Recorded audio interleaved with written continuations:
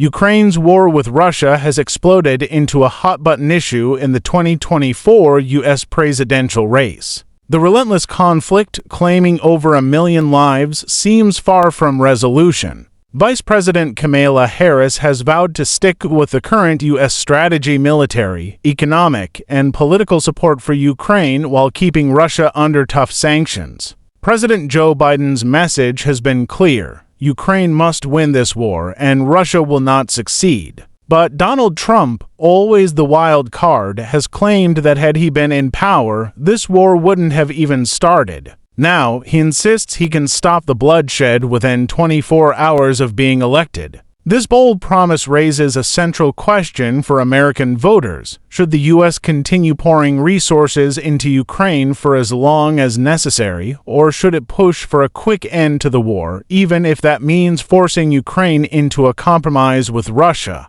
Many MAGA Republicans and some progressive Democrats challenge the wisdom of spending billions on Ukraine, questioning how much this war serves U.S. national interests. They argue that America should instead press for an immediate end to the conflict. Trump's stance on Russia and Ukraine has always been controversial. His first presidency was haunted by Russian interference in the 2016 election, an issue that dominated domestic politics and ultimately led to his first impeachment. Trump's strange admiration for Russian President Vladimir Putin baffled many, especially when he sided with Putin over U.S. intelligence agencies on Russia's election meddling.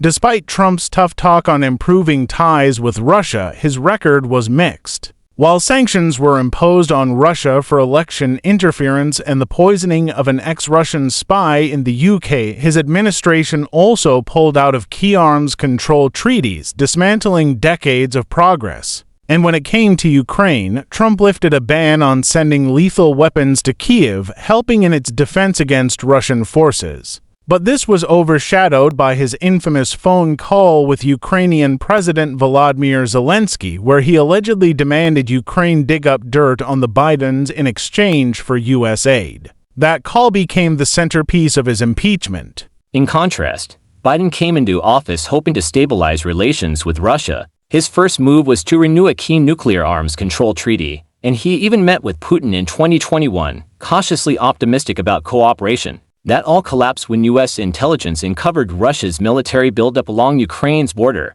Despite warnings from CIA Director William Burns, Russia launched a full-scale invasion of Ukraine in February 2022. Since then, Biden has spearheaded international sanctions against Russia, cutting off diplomatic ties and pumping billions of dollars in aid into Ukraine. Yet, while many NATO members back Ukraine's future membership, Biden has been careful not to escalate the conflict, fearing direct U.S. involvement in a war with Russia. Meanwhile, Trump's claims of stopping the war within 24 hours seem ambitious. He's kept details of his plan vague, suggesting that lifting sanctions on Russia might be part of the deal. He's also been vocal about opposing the current levels of U.S. aid to Ukraine, pushing for Ukraine to repay the funds as loans. At a rally, Trump even suggested that aid to Ukraine would end if he returned to office. His running mate, J.D. Vance, has gone further, calling for an immediate halt to U.S. support. Vance's peace plan mirrors Putin's demands. Ukraine would have to surrender territories Russia now controls and agree to never join NATO.